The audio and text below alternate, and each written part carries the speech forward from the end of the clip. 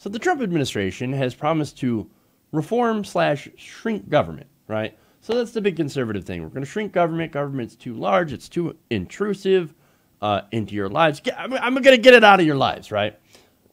Well, okay. That would be great. You're going to dismantle the surveillance state then?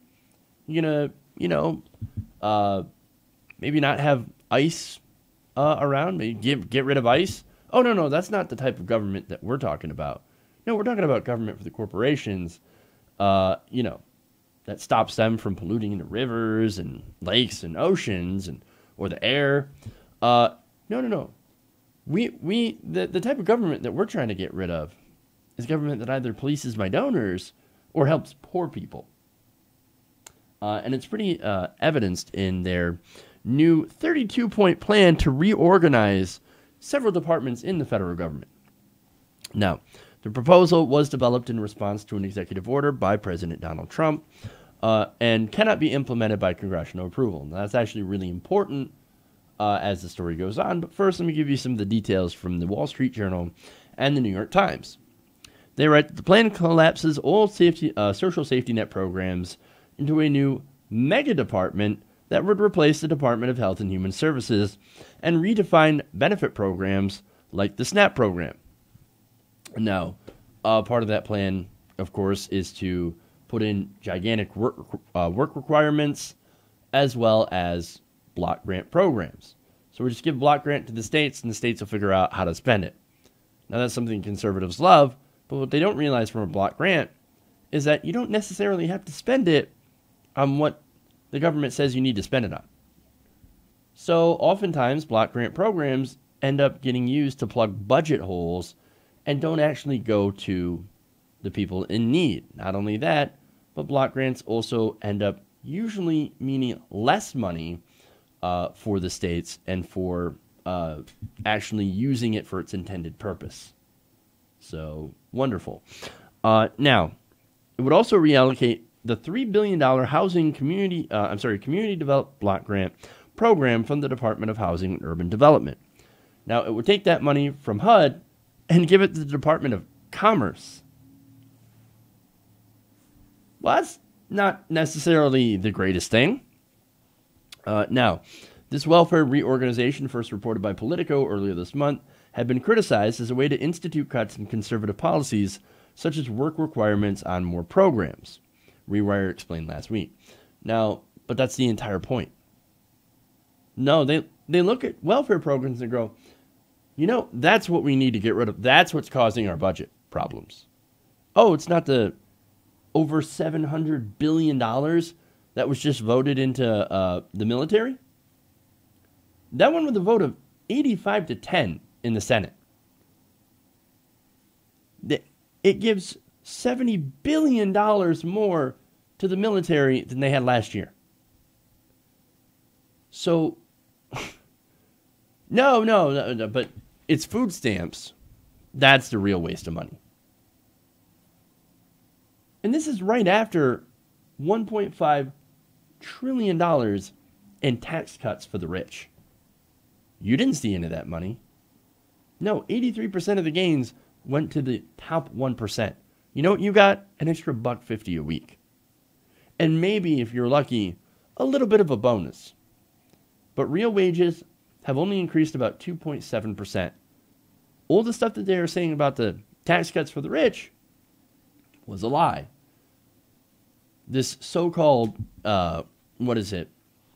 economic engine or whatever, economic infusion from these tax cuts was nothing more than bullshit propaganda.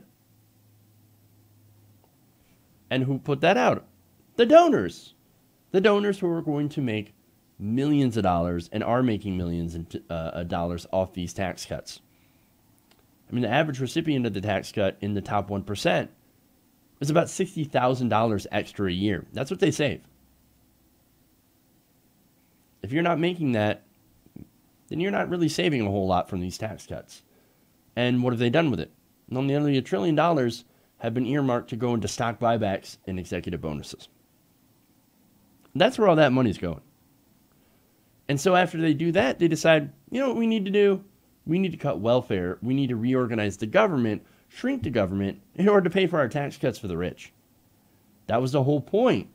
The whole point of the tax cuts is to reward the donors and then give them an excuse to do all this stuff. Now, there's more. The Trump administration is also looking into a possible merger between Education Department and Labor. Now, Education Week, that reported on this, said that Secretary Betsy DeVos is, quote, destroying the education system as we know it. And the Labor Department right now is not doing anything for workers. Well, that's what we've seen with the Trump administration. If you're, all the appointees to all these different organizations, these departments, their only purpose is to destroy the departments. We see that with HUD under Ben Carson. We see that definitely under Betsy DeVos. The Labor Department also is not representing labor anymore. And then you have the Consumer Financial Protection Bureau, which is no longer protecting consumers. That's what's going on here. Now, Education Week did say, quote, although on the bright side, maybe DeVos will get fired. Because if you, of course, merge these different departments, then one department head has got to go. Now, Stephen Greenhouse, former labor reporter for the New York Times, described the merger as, quote, a downgrade. Basically, I mean, look, I said before that it's kind of a useless downgrade, right? Now, if the whole point is to save money, then you're not really saving a whole lot of money by combining the two departments. That is, unless, of course, you plan on massive layoffs, which, knowing the Trump administration, could likely happen and will lead to, of course, less services and a further shrinking of the departments. And you're not going to be surprised who was behind this. This is Office of Management and Budget Director Mick Mulvaney. He came up with this plan. However, the blueprint for the plan, Mulvaney drafted the plan, but he got the blueprint from the 2017 list of reorganization recommendations from the Conservative Heritage Foundation. So, oh, look at that. Here we have another plan created by these donors meant to shrink government. And of course, the Heritage Foundation is all about making sure to get rid of things like welfare, Medicare, Medicaid, Social Security, which also in the budget that was recently released, the fiscal year 2019 budget massively gets cut. All those programs, that's part of what they want to do. And the reorganization, of course, is also another effort to try to shrink government and get more private interests so they can go and make a buck. That's what this is all about. Hey everybody, thanks for watching this video. If you want to see more like this, please hit the subscribe button below. And if you want to support truly independent progressive media, please consider becoming a patron at patreon.com/TYTNation.